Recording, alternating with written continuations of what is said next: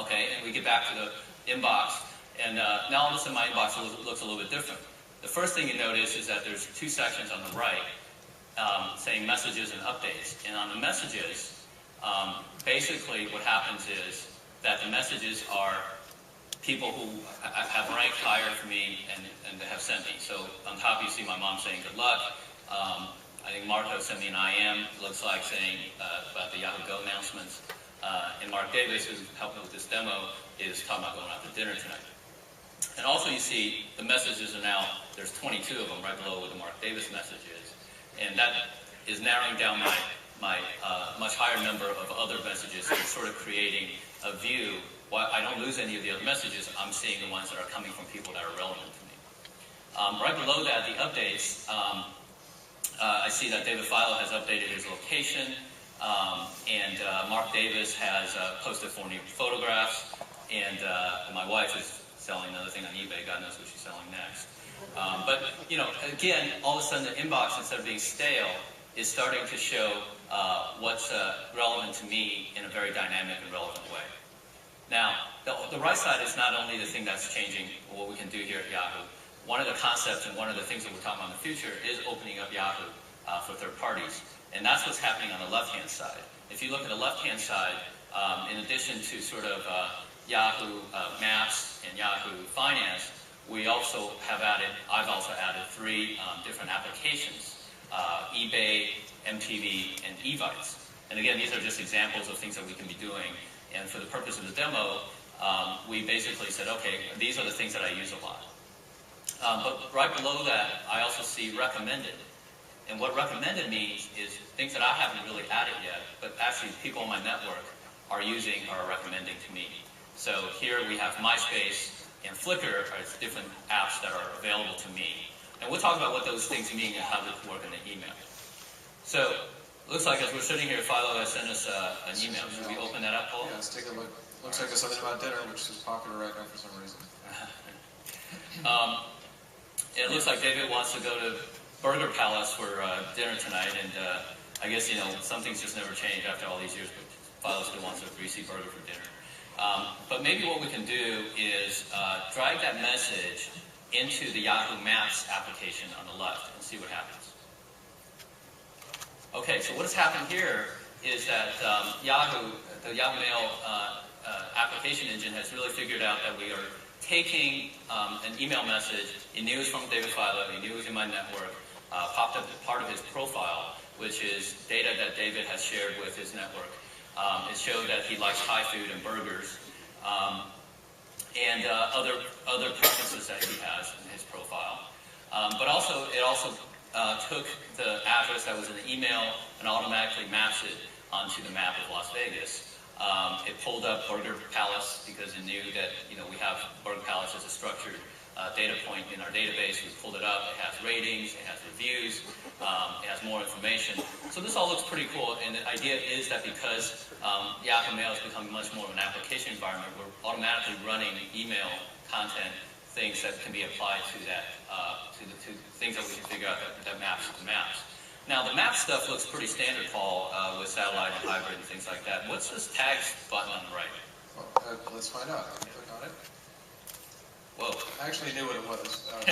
It's a tag map, and what that means is this is look at what the world finds interesting. It's effectively a collective look. It's a collective map, if you will, of what the world finds interesting. In this case, it's Las Vegas. It could be anywhere in the world. And the bigger the word, the more people have tagged it. Now, the tags come from Flickr, people tagging Flickr photos going online.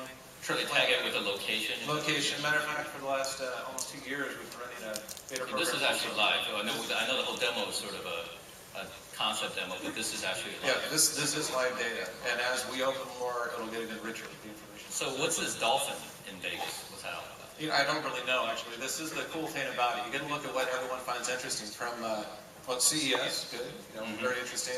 In and out down at the bottom, and then dolphins. So you actually not just get a view of what people find interesting, you get to discover new things based on what people find interesting. So let's take a look. So you click on dolphins and you're seeing Flickr photos that have to do with Vegas dolphins. Apparently there's a dolphin show. And that's apparently pretty popular because that dolphin looks really big. So I'm going to check it out later. Well, that's great. So Let's get back into the dinner invitation. But what we're saying is that because of all the data that we can sort of understand from all the Flickr photos and all the different places people tagging, as we open up that infrastructure, we'll get even more of that data to allow people not only do something useful, but also discover, in this case, with dolphins. Oh, absolutely. It allows you to find out new things in the world. It's just a really rich environment. We brought all the structured data to allow us to explore. That's really neat. Okay, well, going back to dinner, I think we wanted also to invite some family and friends to dinner. And one of the things that we're envisioning for the future, especially around this idea of a smarter inbox, is this notion of My Conversations on the left, lower left corner. And what My Conversations is meant to be is a way for the Yahoo Mail and the Yahoo inbox to digest all the different conversations, all the different threads. And previously we had talked about having a CES dinner. And this dinner is a series of conversations, emails, IM, SMS, texts, that going back and forth. And Yahoo Inbox was smart enough to go figure out, okay, that I have this CES dinner threads that's over there. So maybe what we ought to do is just drag that thread into the map and then see what happens. So we'll drag the CES dinner thread right on the map. Okay, so there's a lot going on there. And what has happened is that it went through all the emails and IMs and other threads and figured out that we're talking about dinner with 5 or 6 people. In this case, myself would be 6 of us. My mom, my wife, Marco, and Mark Davis. It also pulled all their profiles and understand that my wife loves seafood and Mark Davis is vegetarian. And what it's also done is, based on either preferences or reviews or other things, started to suggest different restaurants. Those are the orange numbers that you see to the right of each person. On the bigger map, you see that the 5 locations were found that, based on David and my wife and everybody else's preference.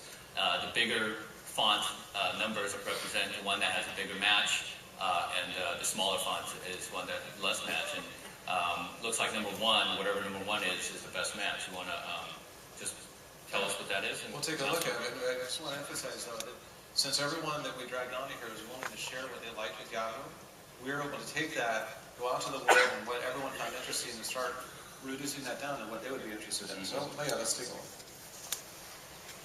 Oh, it's a Little Buddha. Little Buddha at the Palms. I've never been there. Is that something? What is that place? It's actually pretty cool. It's an Asian fusion place, has some Thai food. It's a really good place to eat. Oh, you're the cool guy, I guess. So what it will do there is, looks pretty good, and it sort of matches everybody. Was probably David's least favorite place, but he likes Thai food. Hopefully it has something there that matches his taste. How do we go about creating invitations for all these folks? Well, there's a couple ways. Since we have the eVite application integrated into our environment here, you'll see on the information for the restaurant itself, we can send an invite from there. But being on stage, I want to be a little more showy, so I want to do a drag and drop. Okay. All right. All right. So I'm going to click on the one representing the restaurant and start dragging it across. And as you'll see as I do this, it pulls all the relevant information that we were talking about on there and into the eVite. Nice. So again, the idea is the eVite would be a third-party application that has drafted something for Yahoo Mail here. This looks like an email application, an eVite application, and it's figured out the thumbnails for the different people. It's included Little Buddha as a restaurant. I think you just typed in the date and a little message. Again, the idea is that we're leveraging the fact that eVite has this very powerful invitation system without and having that as a third-party integrator. Yeah, and the reason why they would want to do that is within this environment, they get access to all the structured data we have. So it enriches the user experience and it extends their reach. That's great.